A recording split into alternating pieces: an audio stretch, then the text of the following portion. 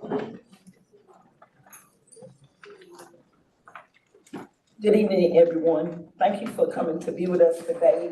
The meeting is called to order, the Hope County Board of Education monthly meeting. Today is May 13th, 2025. The time now is 6:00 p.m. At this time, I'm going to ask Dr. Rosa McAllister-McCray if she would give us our invocation. We bow our heads. Father God, we want to take this opportunity to thank you. We thank you for this day. This is the day that you have made, and we choose to rejoice and be glad and thank you in this day. We want to thank you for this Board of Education, the Hope County School Board of Education, to do the work that they're here to do with diligence. We thank you for the superintendent and his cabinet. We thank you for our military men and women. God, we thank you for the president. In the name of Jesus, continue to give him strategies and to continue to give our governor and our county commissioner strategies on how to move forward in this country. In Jesus' name we pray, amen. Amen. Thank you so much. At this time, can I get a motion to approve the agenda for May 13th, 2025? So moved. Okay, it's been moved in second to approve the agenda from the Hope County Board of Education for May 13th, 2025. All in favor say aye. Aye. Any opposers? Okay, thank you. At this time, we're now down to the chair's report. I first want to thank everyone for coming out this evening, taking your time out to come and be with us as we move forward to make the district a better place. I want to thank Dr. Spells, his cabinet, and the board members for all of their hard work. We know that this month and last month, we celebrated our teachers, our custodians, TAs, bus drivers. But even though it's once a month, we want to appreciate them all year. We thank them for everything that they do. Actually, if we had the world, we would give it to them. So we're so grateful for them being part of Hope County schools. So at this time, I'm going to ask board members if they have anything that they would like to say, any highlights of the places you've been. I would like to do the 2-minute drop for board members if anyone have anything to say. Madam Chair, Yes. I'm gonna talk loud because this thing's not working. I would like to say that when we went on our Atlanta trip, we had met other board members from all different areas, and we had Dr. Spells and let me see, it was Dr. Rosa McCray. She was a part of that, and also it was commissioners a part of that. And I just want to say that I really appreciate the relationship that we have with our county commissioners, because other school districts don't have that support. And I just want to say that I really thank them for supporting us in that way, because they asked us questions like, how did we get support? How did we gain support from our county commissioners to get things done in our district for our students? So I just want to say, I want to thank them and let everyone know that we appreciate our Hope County commissioners. Thank you so much. Anyone else? Okay. If not, then thank you for that. We now have the superintendent's report, Dr. Spells. Thank you, Mrs. Brooks. A few things I wanted to go over tonight. We're so happy that it's the month of May, and the month of May for a superintendent is just a great time. It's an exciting time. You know, you just feel like a proud papa going to all the different award ceremonies and just socializing with the students. I've been to a couple middle school. I think they call them social, but it really is a middle school prom, and the excitement that the students have. And then we got the big Super Bowl coming up, and that's our graduations, and we're very excited about that. It's nothing like when those students walk across the stages. Our first graduation is going to be May 16th, the San Ho graduation at Hope High. It'll be at 6 p.m. 112 students. Around 112 students will be graduating. So very excited about that. And then Saturday, we'll have our Sand Hill Community College graduation, with about 70 of our students receiving their associate degrees. So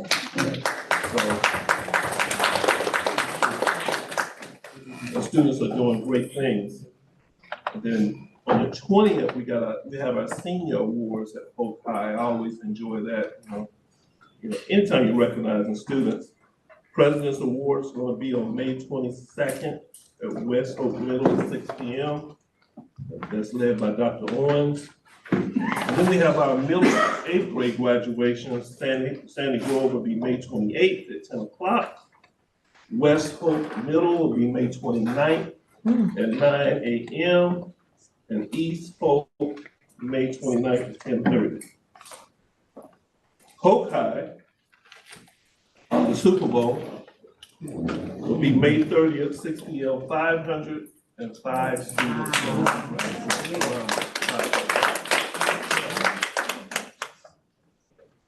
So we're very excited about that. I don't know who's smiling the most, me or Miss Pegram, who's around somewhere. A lot of excitement with that. On the 31st, we're going to be, yours truly is going to participate, trying to put a team together. I think I have me, Dr. Bowden, and another principal, with a lot of height. The Sand Hills basketball tournament. So, yeah, most likely about height. So we'll probably get Mr. McNeil, Mr. Bowden. I'll be the shortest for my team. So we hope to have a great 3-on-3 team. So we're looking forward to that. Definitely. Can't dunk, but I still can score. Also, as we support the staff and supporting our students, retirement luncheon is going to be June 2nd at noon in the Media Center. And then we have our summer school coming up on June 9th. So a lot of great events that we're just so happy about. Again, anytime that you can support students, that journey from August to May, and then you get to May, just so exciting, I think. Celebrations, our own Jacob French. Certified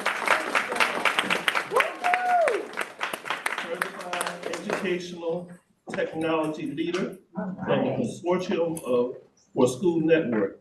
And he was also featured in the Fayetteville Business Journal. So Jacob French, who's hiding up over there, he's very shy about those kinds of things, so we want to make sure that he's recognized. I also want to recognize a couple of our assistant principals who work so hard. I have a big space in my heart for assistant principals because they do a lot of the leg work, the grunt work that we don't see, talking with parents, buses, books.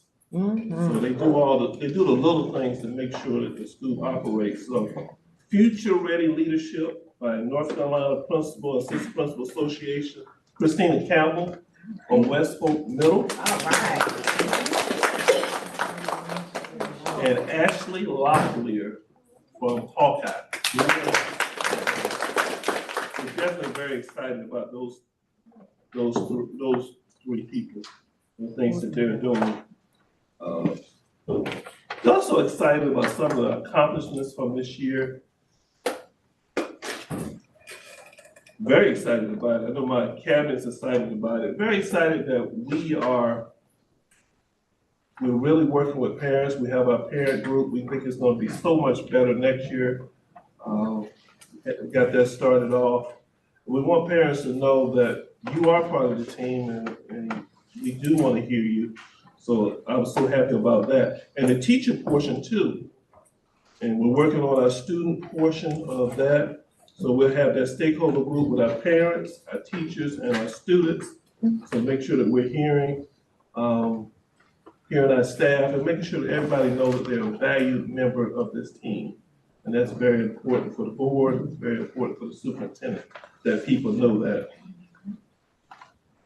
Hope County School District, we want to be good neighbors. And what being good neighbors, what does that mean? That means that we're out in the community, we're supporting kids, we're supporting Rayford, we're supporting surrounding areas of Hope County. And we're doing that from Monday through Saturday. And also, we do it on Sunday when we go to the different churches to talk to definitely want to get out and see our students. Every chance we get, we're marketing the great things that are going on in our district, telling our story. Our teachers are telling our story, we're telling our story. We want people to know that there are great things happening in Hope County, and they're not just happening in Dallas, Texas, and places like that. They're happening right here. A lot of times we think everything 50 miles away is better. And I was in the Navy, I've been all over the world, from Australia to Blaine County, and I'm telling you, there's some great things going on right here in Hope County that I've seen, and I'm very proud of that. Very proud of our new principals and the things that they're doing, the way that they just stepped in this year and accepted the challenge. And again, they know that we're active in the community. And the principals that we've hired, they are student-centered and they support kids. That's the number one thing we look for when we're interviewing for students. Interviewing for principals. Student-centered and support kids. So it's very important to us that that's happening. We had a very successful back to school bash last year. And we're gonna make sure, well, starting off this year, it was in August. And we're gonna make sure that we have another one. And the community support and the attendance at that, we wanna continue to have that. And we also wanna have that at the other events that we have. Superintendent night out, we're gonna cut it from 4 nights to 3, but we're gonna make sure that those nights are what the community wants. And so tell us what you want to see at those superintendent's night out, and we'll make sure that those things happen. So just proud of that. Proud of Mr. Davis for what he did with dropout prevention. He was recognized on Positively Carolina, Channel 17. So we have great things going on. Volleyball team is its first year.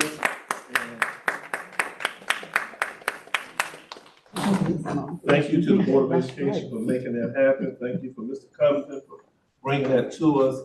First year they're in the playoffs. That's right. Let's go.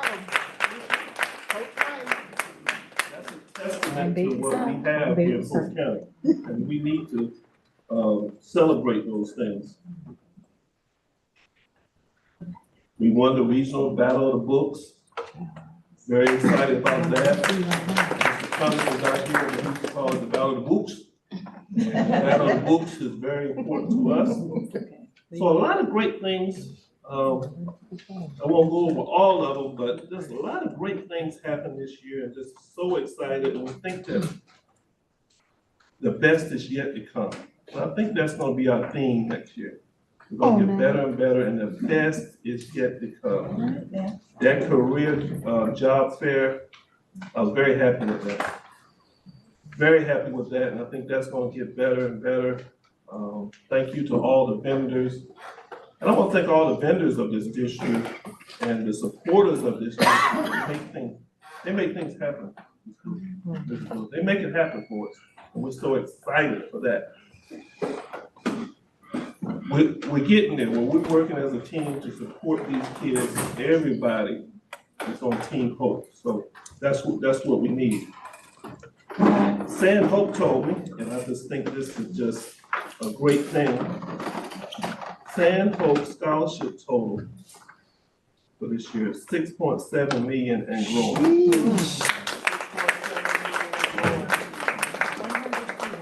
6.7 million and growing. And I don't want to take on thunder. She'll tell you about the high school portion, but that's just excellent. Excellent. First ceremony to honor American Indian graduates. It was a great ceremony. I was there. Board members were there. It's an excellent program. We want to continue to do those types of things. And last but not least, Upchurch Elementary won second place in the regional battle of the books. All right. Yes. So the only great Eagles, not just the Philadelphia Eagles, the Upchurch Eagles are great too. They're great too. So again, so just proud of some of the things that are going on. And we realize there's some areas that we need to work on, and we're working on those areas every day. And so listening, opinion of the staff, to make sure that those things happen. But as I said before, and this will be our motto when we come back, the best is yet to come. Okay, all right. All right, y'all, let's give him a hand. All right, so at this time, we're gonna actually, thank you, Dr. Fields, we're gonna get ready for spotlight on success. Mr. Purcell.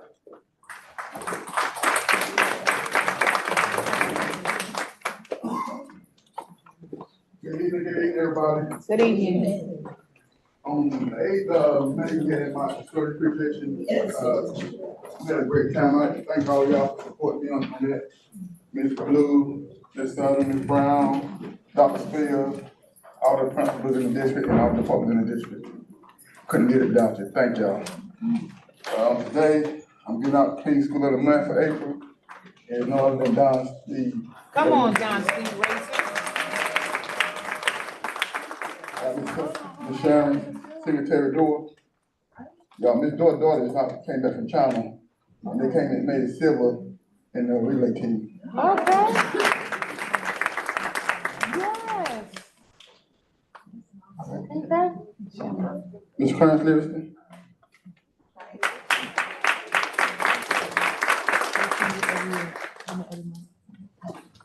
And no other than Michael Owens.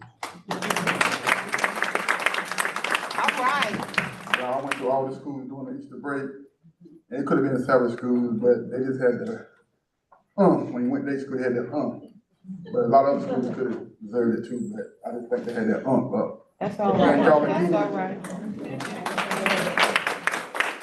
Thank y'all again, and, sure thank y'all again. And, go Cowboys. Wait a minute. Turn the mic off, wait a minute. I second that, but, at this time, we got public comment. Oh, wait, I'm sorry. That wrong thing, okay, oh, yes, Purple Star Award.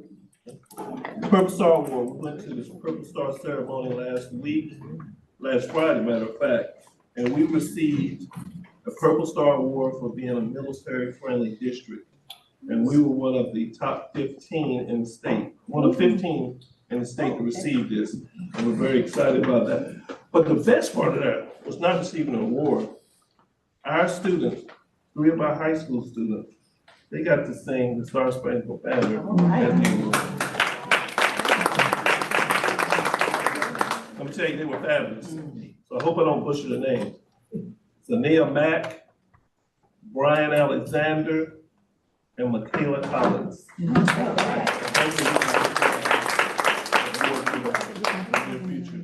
But they did an excellent job. They weren't nervous, and they really made us proud. And being a veteran myself, they really made me proud. They brought it home for me. That's good. All right, thank you, kids.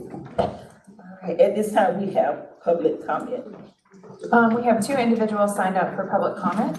You'll have 3 minutes. I will let you know your time. The first is Angela Comstock.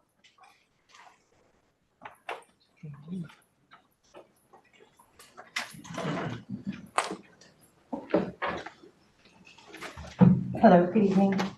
I'd like to speak on the subject of exceptional children in regards to our experience with Hope County Schools. As the school year comes to an end, I wanted to share some positivity and give some thanks to some of the people in the EC program. I know that's probably not the norm, but that's what I would like to do tonight. Our journey started around 4 years ago, and has gone from therapy sessions in the buildings behind Turlington to the Child Development Center, and now on to Sandy Grove Elementary. At each point, we've encountered wonderful, supportive people who have gone out of their way to support and guide us. While there are too many people to name, I'd like to call out 2 in particular and thank them for what they have done for us. The first is Miss Melanie Nunn, who is one of our first points of contact in the EC program. Miss Melanie has been our guide at every step of the way And although her position within the school system has changed since we first met, she is still always available to help and provide guidance as needed. The other is our current EC teacher, Ms. Tawana Branch, who is here tonight. We have been with her for the last year and a half, and she has not only provided support and guidance to our student, but also to us, his family.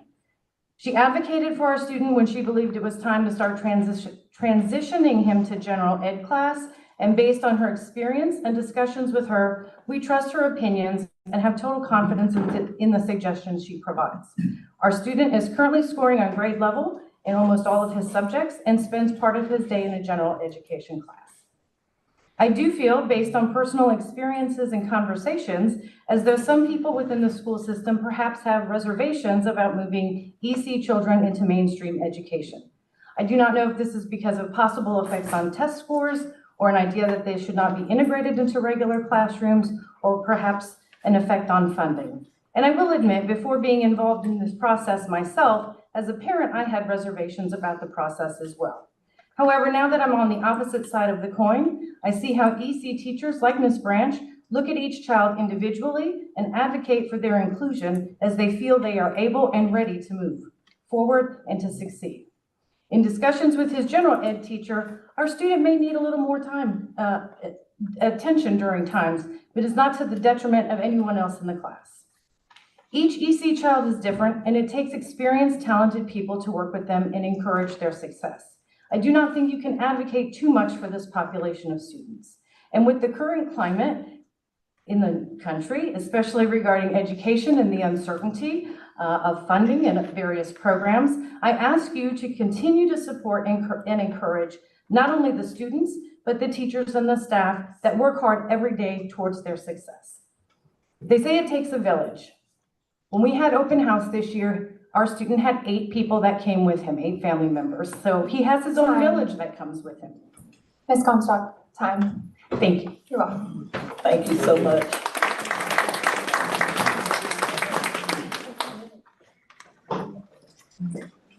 Jennifer Thomas.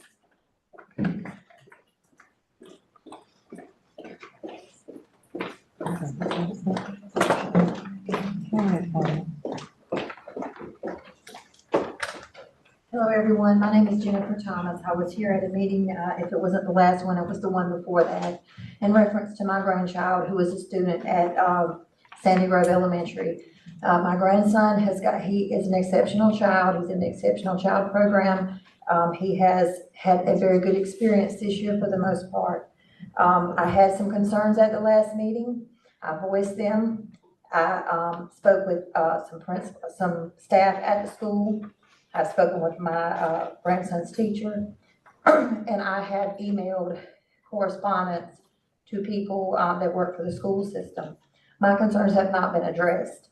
I'm very happy with the way my grandson, who is my child, because his mother is disabled and his father is dead. So I am the person that comes to stand for him, and I'm going to continue to do that. But my grandson needs more. He needs for people that are dealing with him to be accountable when they make a mistake. They need to acknowledge. That's the first part. I'm very happy that we have come to the school district, but I would just like to let it be known that until adults can be accountable when they make a mistake, they cannot expect a child to. And I want my grandson to continue to thrive at this school, and I want him to continue to have the teachers that teach him, including the general ed teachers and his exceptional child teacher. Thank you very much. All right, Ms. Thomas. Thank you. At this time, we are down to the consent agenda. Can I get an approval for the consent agenda? On the consent agenda is the minutes for April 8th and April 30th, 2025. Second board policy, second read. Madam Chair, Yes, I move to approve the consent agenda. Second. it's been approved and second. The consent agenda for April 8th, April 30th, 2025, and the school board policy. Second read, all in favor say aye. Aye. Any opposers? Thank you so much. At this time, we'll move down to information. And the first information is the 23-24 audit.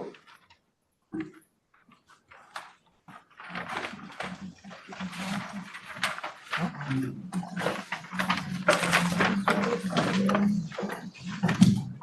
evening, Madam Chair, members of the board, Dr. Spells. I hope all of you are doing well. We've completed the audit of the board's June 30th, 2024 financial statements, and each of you should have a hard copy of the report there in front of you. And the report's kind of lengthy, so what I'll be planning to do this evening is go over just a few pages from the report that I think are of the most importance to you all in overseeing the finances of the school district. The financial statements cover two main areas that we're required to audit and issue reports on. The financial section covers the first 59 pages of the report, and it is followed by the compliance section that starts on page 60. And for the compliance section, or for the financial section rather, on pages 1 through 3, you have our financial statement opinion letter. And just want to quickly point out that that is a clean, unqualified opinion on pages 1 through 3. And this simply means that we feel as though all of the amounts and disclosures in the report are reliable and that the financial statements are free from any sort of material misstatements or errors. Okay, if you would, let's turn to page 13 and we'll look at the general fund balance as of June 30th, 2024.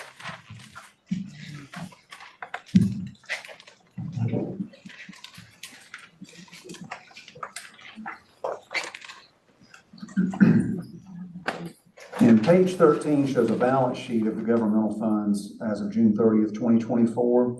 And we'll be focusing on the first column, which is the general fund. And if you look up at the top of that first column, you can see cash and cash equivalents in the general fund were $3,295,675. And that made up the majority of the total assets, which were $3,307,713.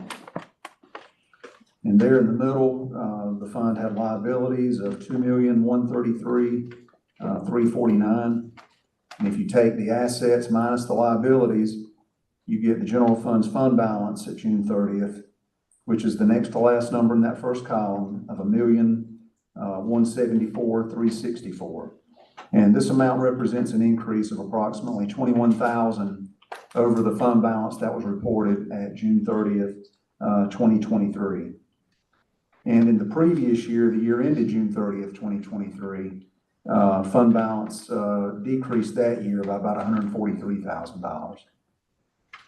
Now, the fund balance at June 30th, that $1,174,364, we do consider that unassigned fund balance to be at an adequate level for the district. You know, it's still a little low compared to most districts we audit that are about this size, but you know, y'all are one of the lowest funded districts in the state, and I think we've always talked about that in the past. But you know, we would recommend that that you all try to maintain your fund balance at this level. I would, you know, try to keep it from going any lower if you can. You know, it's good to maintain fund balance reserves for, you know, you need it for cash flow purposes for one thing, to be able to pay your bills that come in. And then you also need to maintain fund balance for unforeseen emergencies that may come up, floods, hurricanes, pension spiking liabilities, just things of that nature that you don't anticipate happening, that you might need to come up with money for. So we do recommend, if possible, try to not let your fund balance go below the level that it's at right now. Did anyone have any questions on this page before we move on? Okay. All right, let's go to page 58 and we'll look at the Child Nutrition Fund.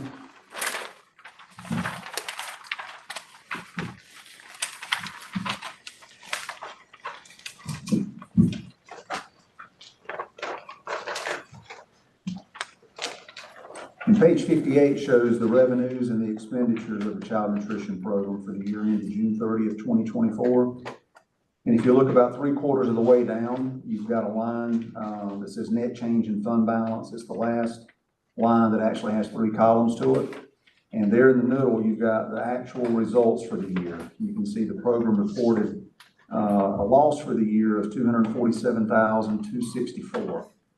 Now in the previous year, the 2023 year, the program reported a profit of about $518,000. So it had a little bit of a change this past year, but most districts we audit, they did have a change. They went from, you know, maybe having a profit down to a loss. I think the USDA reimbursement rates changed some last year. due to COVID expiring.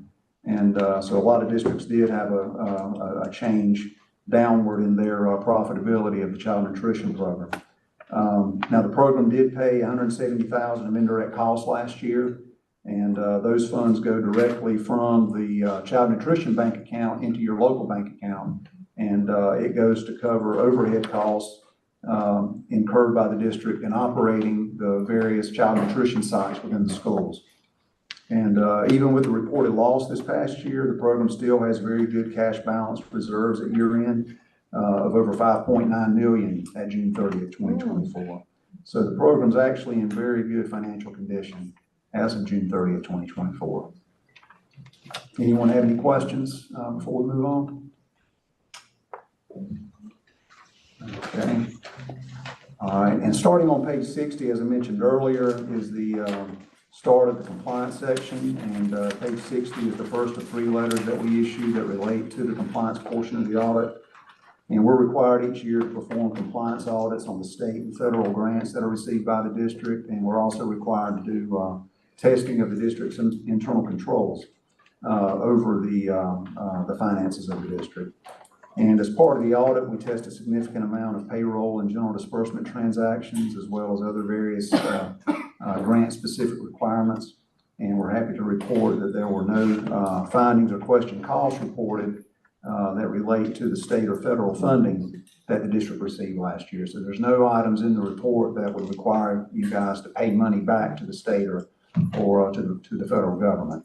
Now, we did, however, report 4 internal control related findings that we'll go over, and those items start on page 67 and go through page 70. So if everyone would, let's turn over to page 67 and we'll look at those for a moment.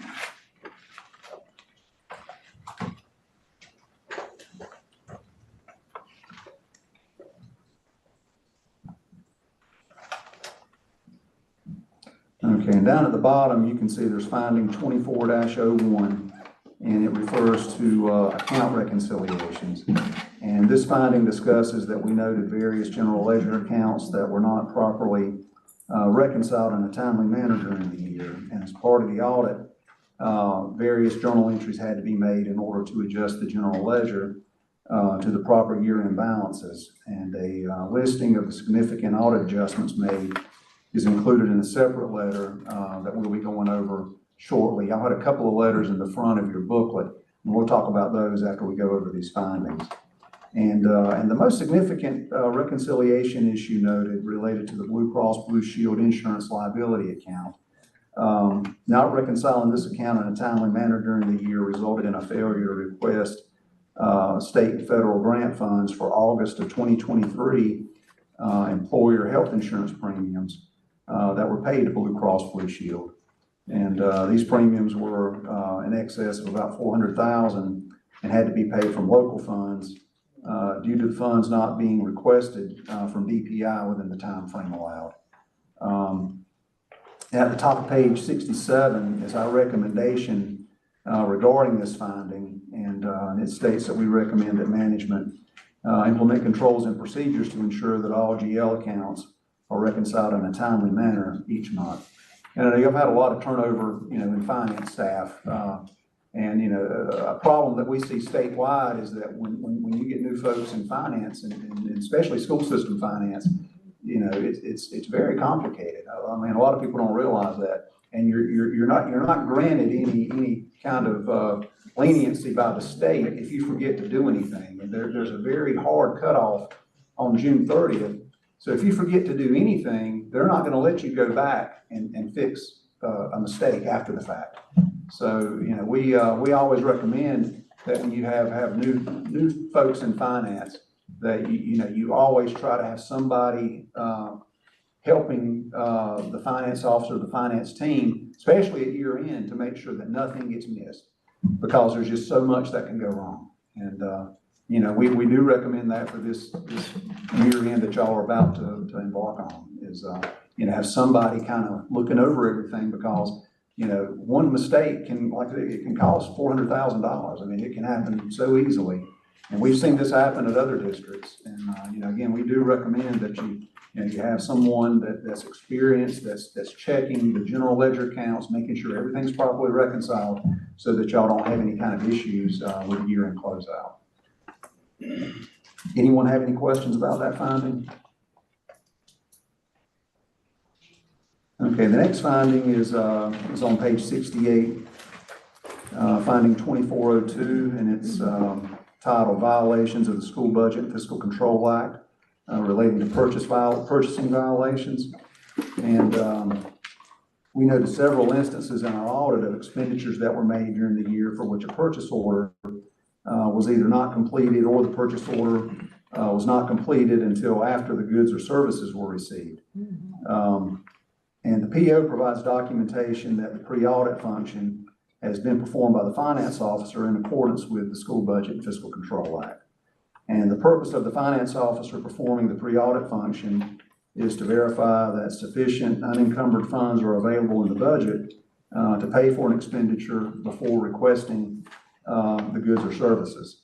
So not properly performing the pre-audit function is what can directly lead to the district incurring budget violations, like what we're going to talk about in finding 2403 in just a moment.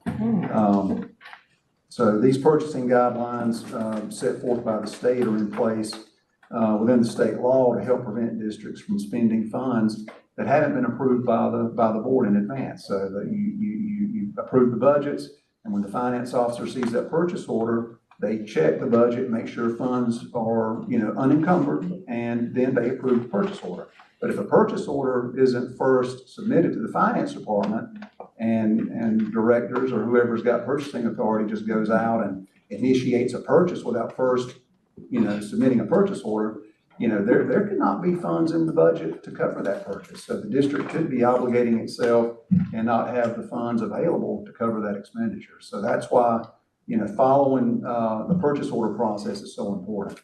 So, we do recommend that get looked at and discussed with everyone within the district that has purchasing authority, and just ensure everybody's on board with submitting purchase orders to finance so that they can properly review to make sure that funds are available for that purchase before the district gets obligated. Does anyone have any questions on that item? Okay, the next item is on page 69 at the top. Finding 2403, and as I mentioned, this one relates to budget violations that were noted in the audit. And the specific dollar amount of the violations by fund and function they're listed back on page 32, and the findings relate to budgets of the other special revenue fund, the school food service fund, and the child care fund. And the total of these budget violations is about $432,000 between the three funds. And as noted on page 69, this is a repeat finding from the previous year's audit. So I think as part of the June 30th, 2023 audit, I think there were about 8 budget violations that were noted in that audit. So as mentioned earlier, the budget process needs to be monitored on an ongoing basis throughout the year so that the budget can be adjusted to account for any anticipated spending changes, between functions, purpose codes, as the board has approved the budget resolution. Does anyone got any questions about this item?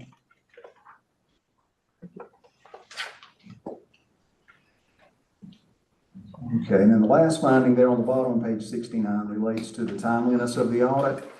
And this finding discusses that the audit was not submitted to the North Carolina Local Government Commission by the required November 30th, 2024 due date.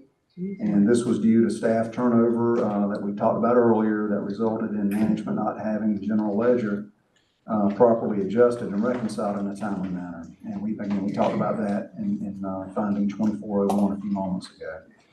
And at the top of page 70 is our recommendation regarding this item. And it discusses that the board will need to ensure that adequate staffing and resources are dedicated to financial reporting and the year-end closeout process to make sure that the general ledger is properly adjusted in a timely manner to allow for the audit to be completed by the required LGC due date. Yeah. Okay, anyone have any questions on that item? As I mentioned earlier, there were a couple of letters in the front of the booklet that you had.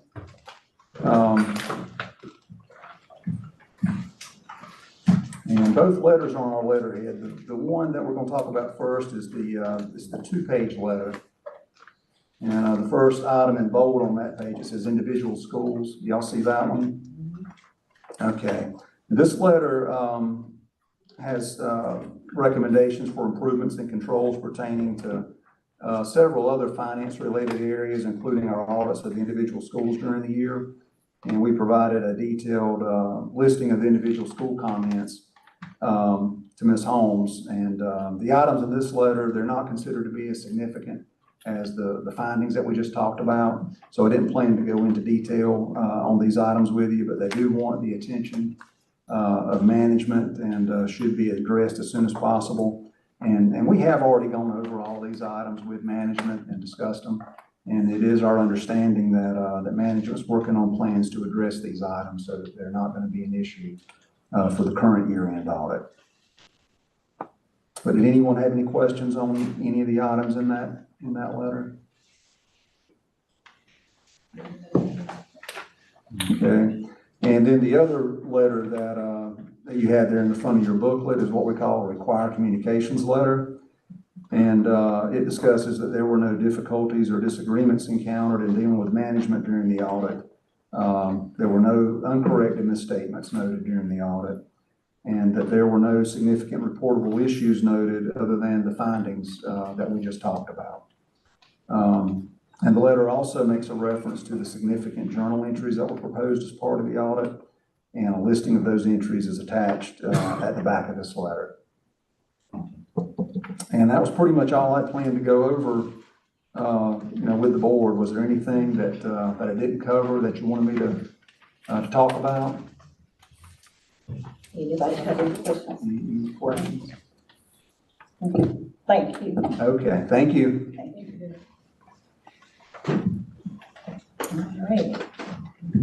All right. At this time, we have school fees schedule.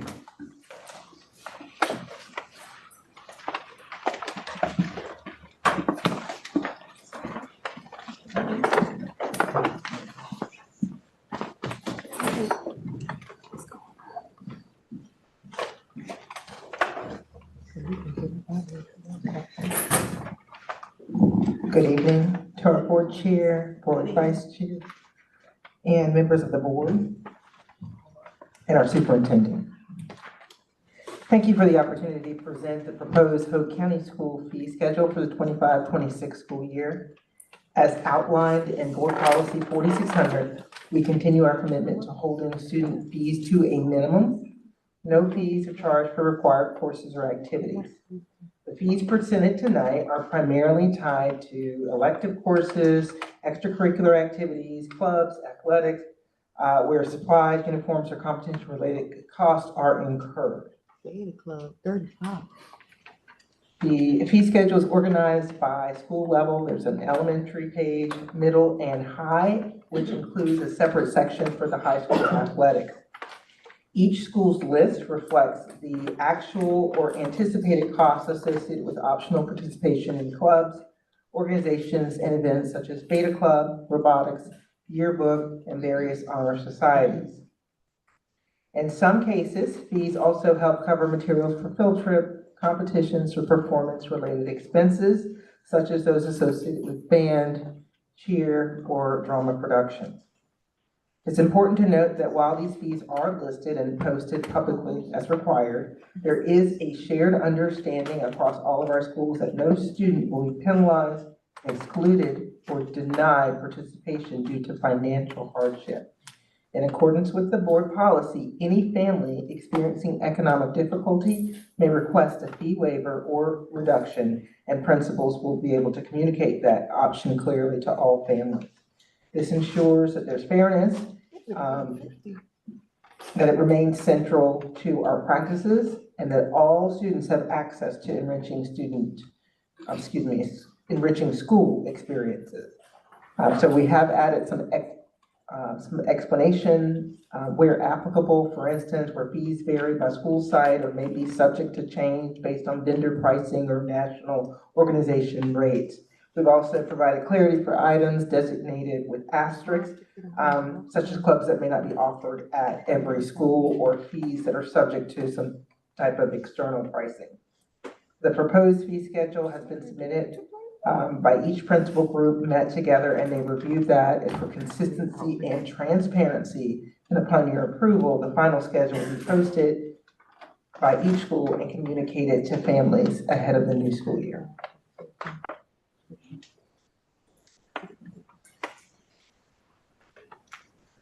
We already at 4:50.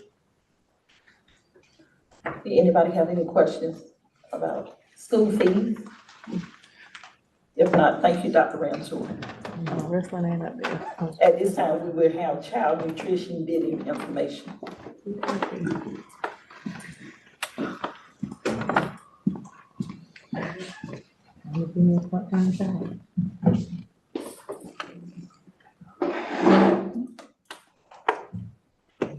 Good evening, Madam Chair and board members and Dr. Spills. Tonight I'll be presenting an overview of the child nutrition bid process for Hope County Schools.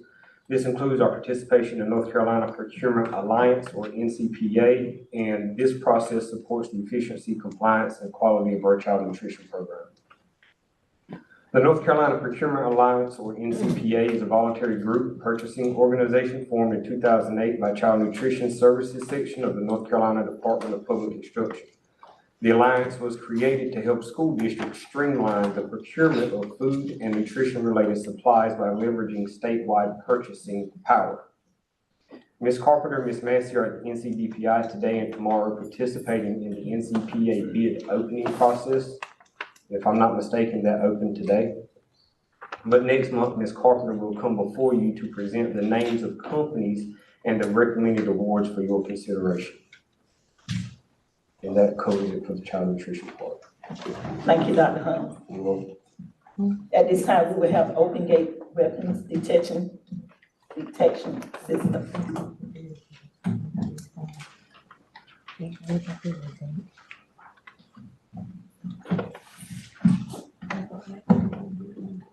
Good evening again.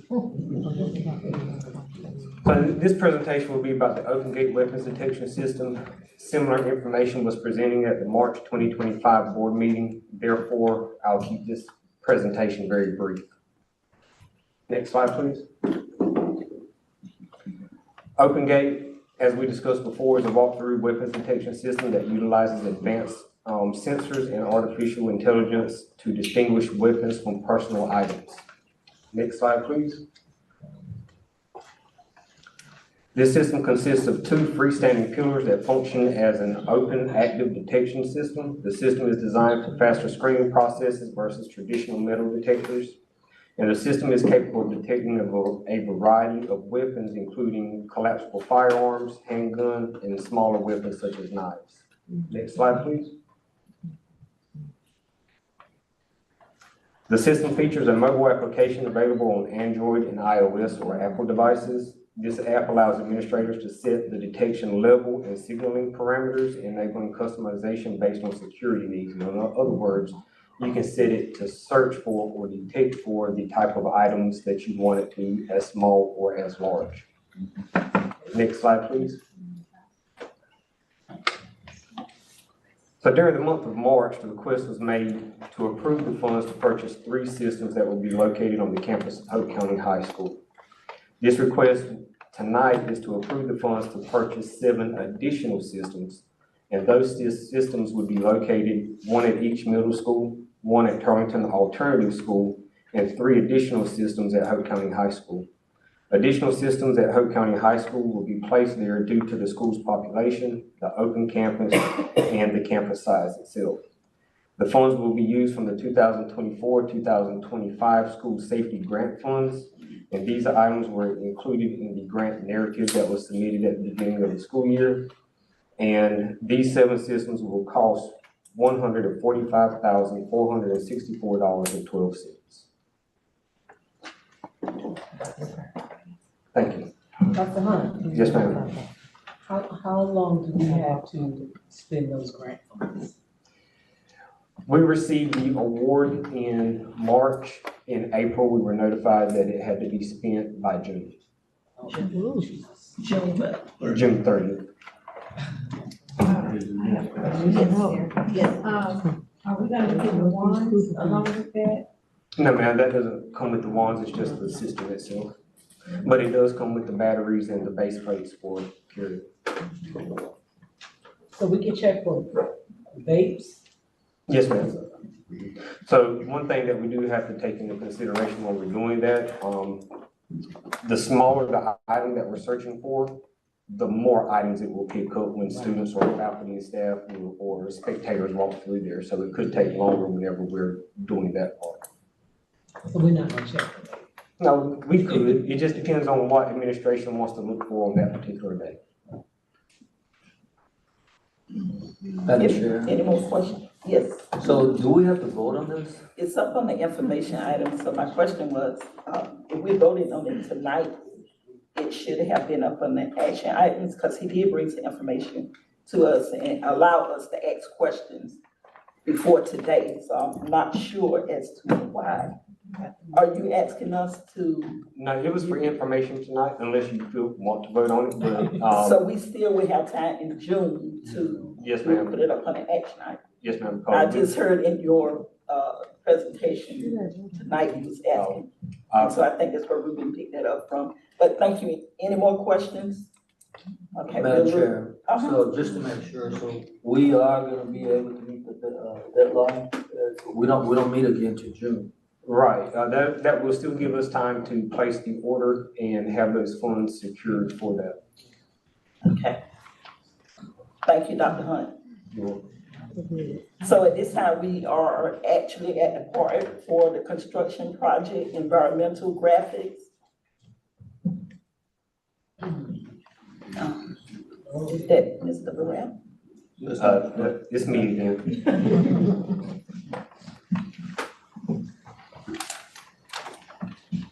Before you start, is Dr. Burrell, he's out of the country?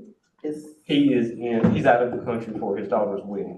Okay, so can you relate to him that the board members would like for him to definitely be here in person in June? Yes, ma'am. Because I think this is the third time that he has not been here.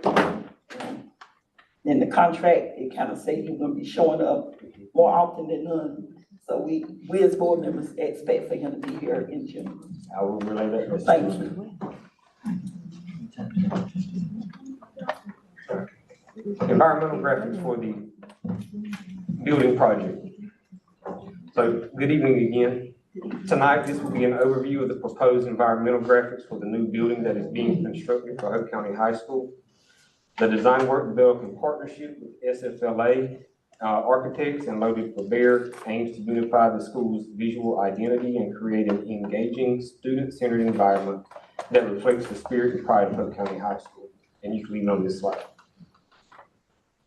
It was important that the visuals consistently reflect the values and the culture of the school, reinforcing a sense of pride, tradition, and community. Next slide, please. And the typography is a core element of the graphic identity. The selected fonts are bold, clear, and easily legible, ideal for signage, wayfinding, and motivational messaging throughout the school. This typography style supports both the function and the school spirit. Next slide, please. On slides 5 and 6, the companies are incorporating the new logo that was approved in March of 2025. While the logo may be new, we are ensuring that we adhere to the tradition of Hope County High School by emphasizing the mascot, the fighting buck, and continuing to incorporate the word fighting. Next slide, please. On the next slide, you will view the proposed concepts for the monument signage at the front of the campus. Madam Chair, Yes, Ruben. Dr. Hahn, so we had an issue before with the logo. This is 100% ours. Yes, sir. We're not gonna come back 10 years from now was something, There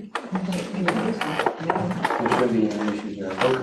So that one was designed by Loaded for Bear.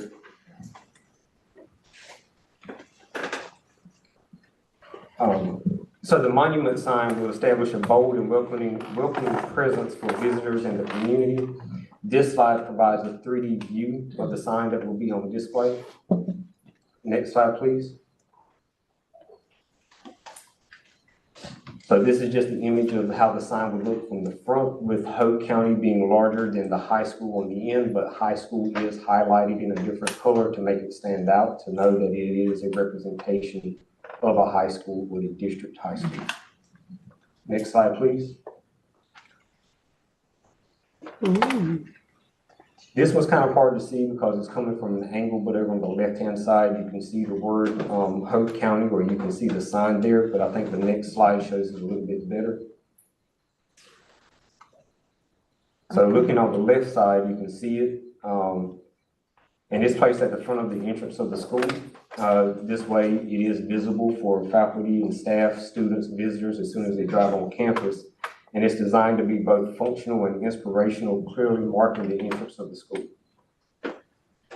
Next slide, please.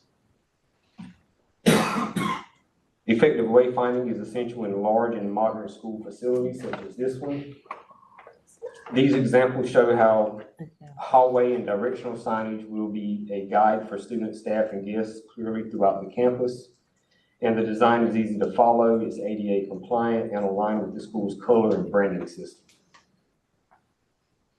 Next slide, please. The next several slides will show how environmental graphics will be used to elevate the dining experience and reinforcing school spirit. Okay, that's good. Even though these two patterns shown, or even though there are two patterns shown, only one pattern will be incorporated into the gym or the dining areas. So on the left side is a diagonal design. It's incorporating sharp angles and lines. It's a bold design. On the right-hand side, or on the right-hand side, is camouflage hoof prints. And this pays homage to the military families and the community. Next slide, please. This picture provides an oversight of the two patterns where the banners or vinyl covers in the cafeteria or the dining area will be on display. Personally, I recommend incorporating the letters HCS for Hope County High School over on the smaller banner because it can fit there, and the word books on the right-hand banner.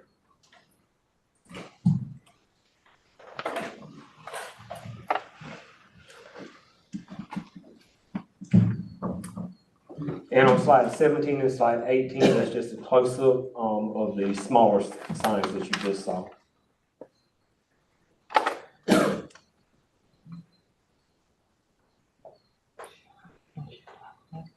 Next slide, please.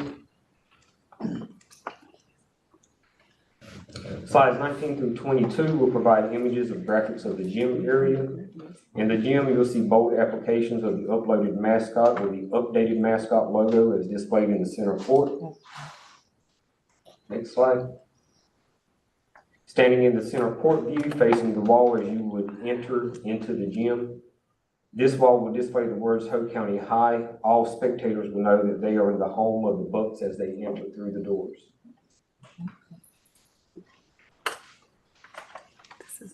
Home of the Fighting Bucks will be displayed on the wall above the stage. The graphics in the gym are designed to energize athletic events and school assemblies while fostering a strong sense of pride and belonging. The gym will be a place where both students and community members will feel the culture of Hope County High School come to life.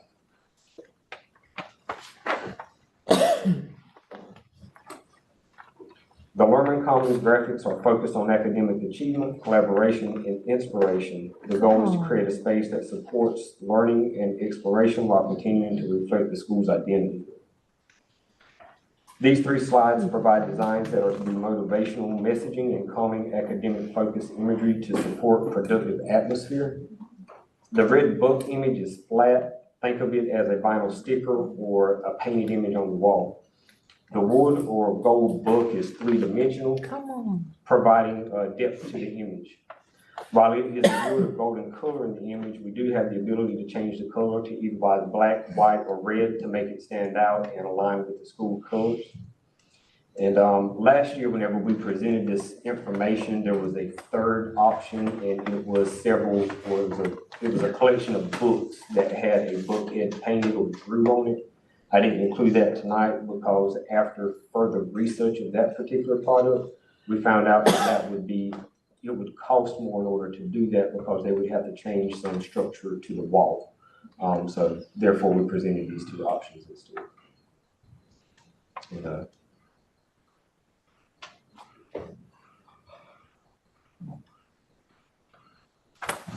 we go to slide 27. But on slide 27, thank you. These environmental graphics represent more than just a decoration. They're about the student and the school identity, the culture, and reinforcing pride in Hope County High School. Thank you. Thank you. At this time, we have the EC contract. There was a request to use one of our logos, correct? Yes, well, so I'll go ahead and elaborate on that one. Mr. Bruce, who was is the owner of Highway 55 restaurant, it had a fire about a year or two ago, and since then has not reopened, but he is reopening the restaurant under a new title. I think it's called Boat and Grill. And he has made a request to be able to use the logo that we approved and are now using for Hope County High School. So I wanted to share that information with the board members. Okay, if you could just, because I think we received that in an email, if we all received that in an email. If you could just kind of like put this on information next month, then would that be too late for what he's trying to do? I don't think so, but I can do that and ask him to. Yeah, because it's not on the agenda, so I ain't really want to throw it out there. Thank you so much. EC contracts.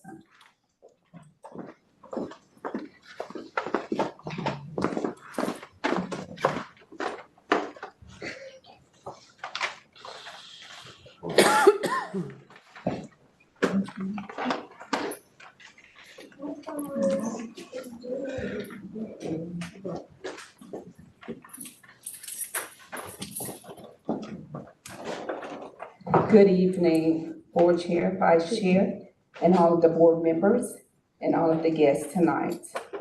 I'm presenting to you the EC contracts for renewal for the 25-26 school year. You've been given 6 contracts. The first one is emergence. Then you have the developmental delay, speech therapy of the Sand Hills. We have a bilingual contract, envision contract, and speech in progress.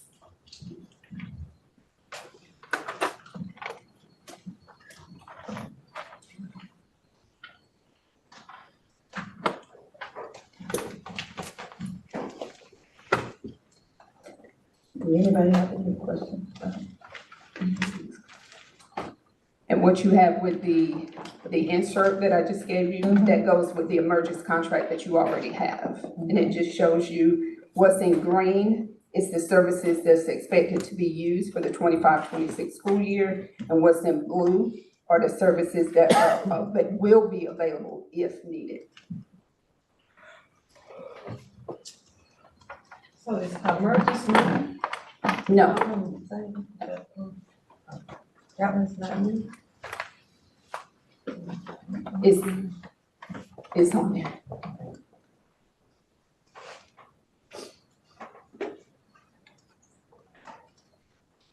Okay.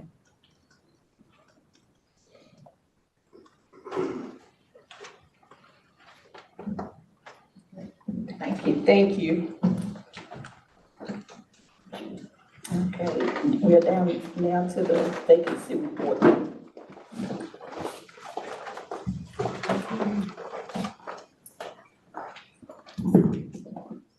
Madam Chair, board members, Superintendent Dr. Spells, guests, good evening. I come to you this evening to present our vacancy report for the 25-26 school year. We're no longer under freeze. We are hiring again. All right. Yes. Yes. I am excited. Last year, a year ago, I came here, my first board meeting. And so tonight I do have that comparison from last May 2024 to 2025. You can see on our first vacancy report for 2025 going into the 25-26 school year, we have a total vacancies of 63. Of those, 59 for certified and 4 classified. Last year for 2024, our certified positions in May was 88 and our classified was 49, had a total of 137.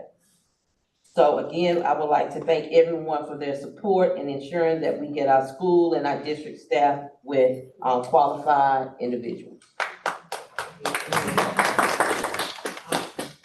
Thank you, Dr. Fortenberry. You're doing an awesome job. At this time, we will have our month-to-date financial report.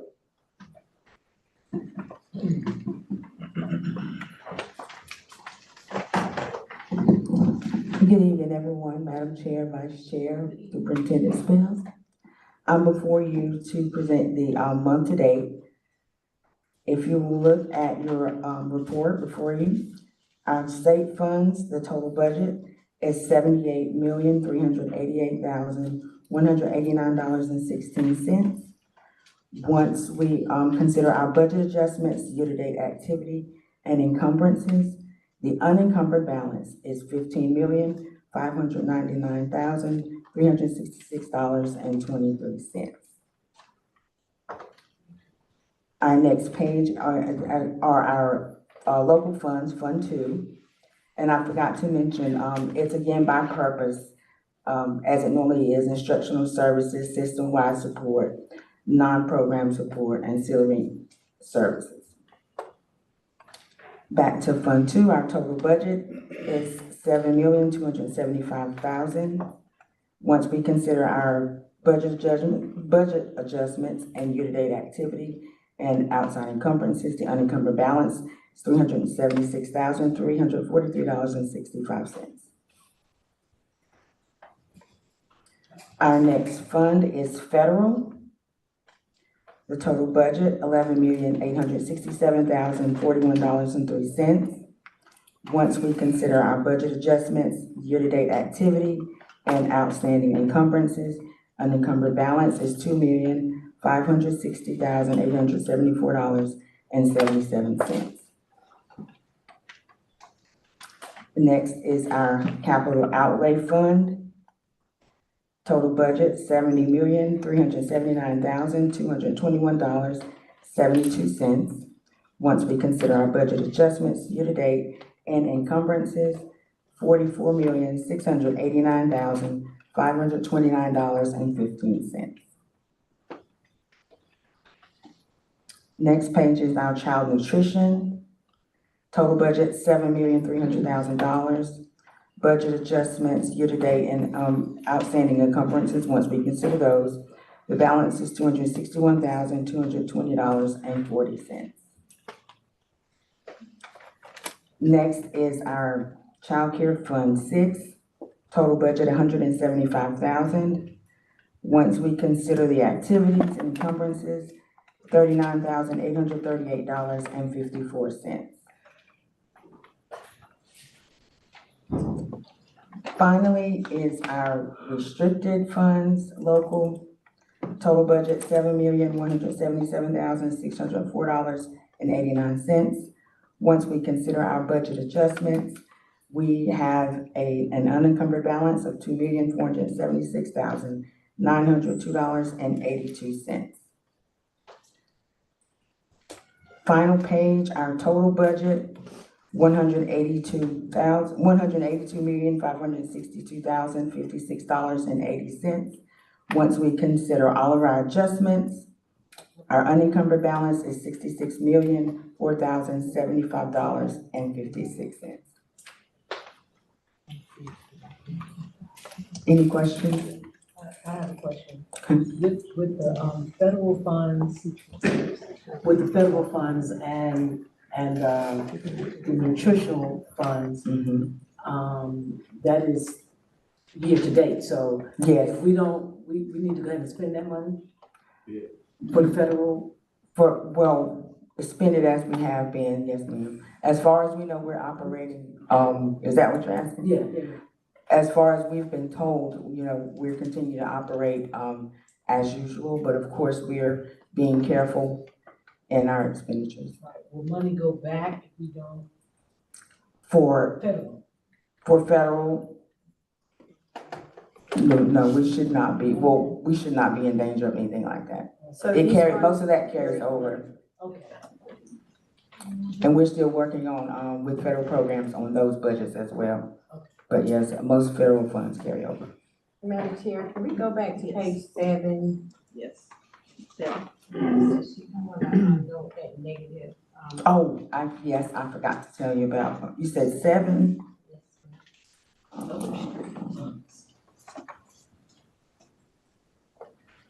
Oh, those are budget adjustments. That's the total of adjustments that we've had thus far for the other restricted funds. We did that amendment on, we did one on last month as well. That's where we were, shoring up our revenue from projections to better match what we actually collected thus far. So the adjustments are in the negative? No, that's where we're moving funds or reducing revenue based on what we see actually instead of what we're collecting. So you're moving them from which one? The 5,000 instructional services, we just reduced the revenues. We were based on last year's, and we were projecting, and we were shoring up the revenues to match what we actually collected. We don't have ESSER anymore, so we're not collecting as much, indirect costs off of purchases. So we adjusted the budget to, we didn't see anything like that back. We just adjusted the budget to, shore up the revenue from projection to more realistic actuals. So what's that, budget 5,000, what is that? That's instructional services.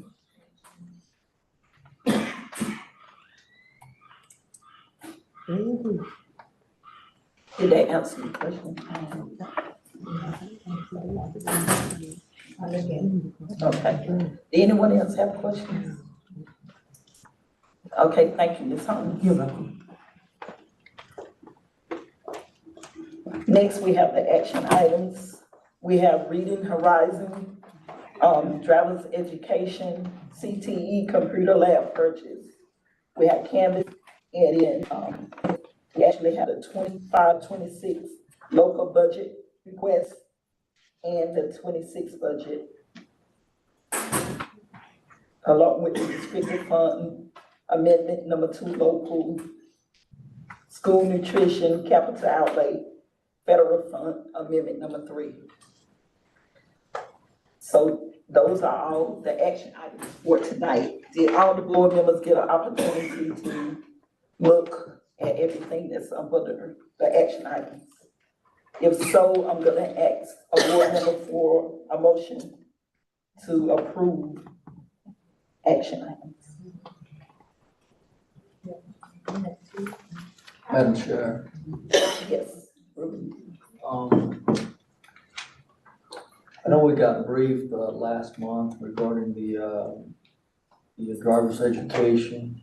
I want to come back around on that one question to make sure we have the flexibility for the high school to be able to control who is going to be able to attend first, not just first come, first basis, because that's, I think that's critical, as we talked before, that seniors should take number 1 priority and so on and so on. And so I just want to make sure we get a answer on that the high school is able to control that and not the company itself. Okay, I think was that the question you had last month? So I think Dr. Hunt, Yes, did you ma'am. get back with him to answer that question? Well, Ms. Hager and I did talk after the board meeting on that particular day about how we would roll that out beginning this summer if that company is the chosen company to move forward with. And, Mr. Smith, who was on contact after their driving school, has also verified that that is what we can do, is to implement how we want to allow students to sign. Thank you. And Ms. Blue, because these are individual action items and not on the consent agenda, we will have to approve them individually as we go down the line. Okay, Yeah. that's fine. So the first one is Reading Horizon. Can I get a motion to approve Reading Horizon? Madam Chair, I'm going to approve the reading license. Second. Okay, the motion has been made to approve Reading Horizons, then second, all in favor, say aye. Any opposed? Okay, the driver education. Madam Chair, I move to approve the driver's education. Second. Okay, it's been moved in second to approve driver education. Can I get, all in favor, say aye. Any opposers? CTE computer lab purchase. Madam Chair, I move to approve the CTE update computer labs purchase. Second.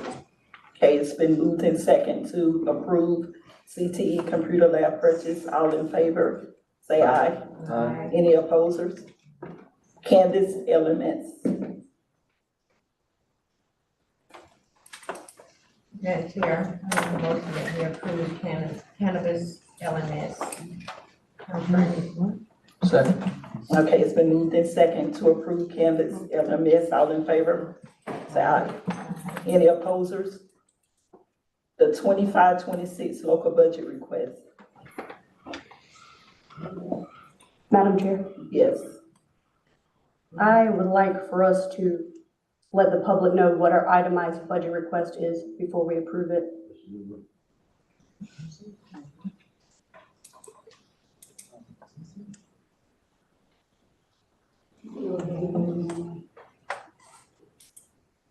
I don't see that it's available online.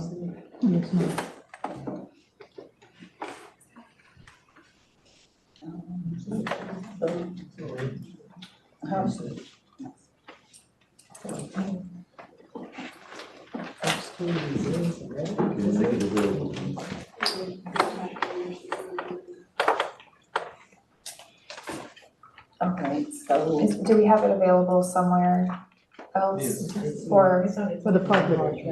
yes, but if the public wanted to review it as, it is a public item, a information item.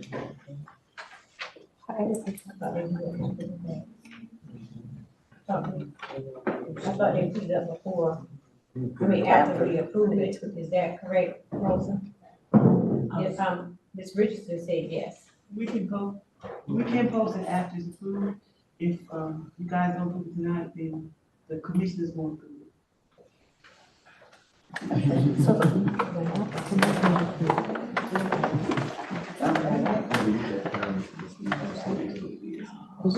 And we had the budget meeting. We had a special called budget meeting April 30th. May 3rd. Was that available then? No. We had it already. We had it already. Okay, so. Madam Chair. Yes. Madam Chair, Yes. I mean, we have this on hard copy. Is there a reason why we can't do a quick upload on the system? Do we not have access to a digital copy? Madam Chair, we can post it if that's what you all want, but it has to be approved before we post it. It has to be approved for it to be post. We can't, put it up online. So I need somebody to make a motion to approve it and afterwards then they will upload it to the public. Madam Chair. Yes. I think the concern is to make sure that the public sees what we are approving. And so my question stands again, is there a reason why we cannot upload this digitally so the public can see what we're looking at? Obviously, But if we upload it and they see it and then it don't get approved, then what? Then we gotta go back and redo this. Gotta be approved. So it needs to be approved first. I understand what they're saying for their part. It has to be approved first. If we put it out there and then what are we saying to the public? You're gonna have to go back and change it. You're gonna be going back and forth. What the telling people do?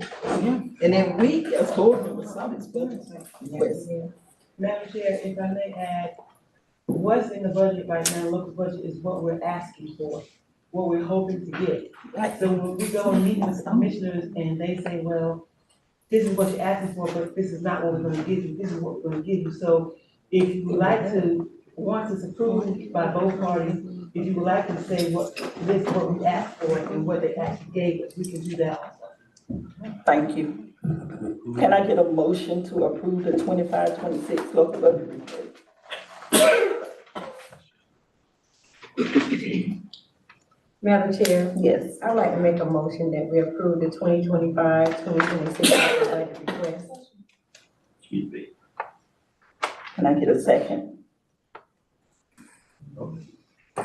Second. Okay, it's been, the motion has been made to approve the 25-26 local budget request. It's been second. All in favor say aye. Aye. Any opposers? I oppose. Thank you. The ayes have it. Next, we will have school nutrition. Can I get a motion to approve the school nutrition? Madam Chair, Yes. I move to approve, school nutrition. What am I supposed to do? That's it. The school nutrition. Second. Okay, it's been approved and, the motion has been made and been second for school nutrition. All in favor say aye. Aye. Any opposers? Thank you. Next, we have capital outlay. Can I get a motion to approve the capital outlay? Madam Chair, I Yes. would like to make a motion to approve the capital outlay. Okay. Second. Okay, it's been, the motion has been made to approve the capital outlay. It's been second. All in favor say aye. Aye. Any opposers? Thank you. Last, is the federal fund amendment number 3. Madam Chair. Yes. Second. Okay, the motion has been made to approve the federal fund amendment number 3. It's been second. All in favor say aye. Aye. Any opposers? Thank you so much. Madam Chair, Yes, ma'am. did we forget, B, restricted fund 8, amendment page number 2? Okay, I was kind of thinking it would go with the 25-26 local budget. Okay. Yes, ma'am. Thank you. You're welcome. At this time, can I get a motion to go into closed session? So moved. Can I get a second? Second. Oh, yes, please state the Read reasons the- that you're can you entering read closed the- session. Can you read? Madam Chair, I move to, go into, a closed session. That we go into a closed session under North Carolina General Statute 143, 31811, to prevent the disclosure of confidential personnel and students' matters, to consider matters relating to initial employment of individual employees, and to consult with the board attorney to preserve the attorney-client privilege. Okay. Okay, motion has been made to go into closed session.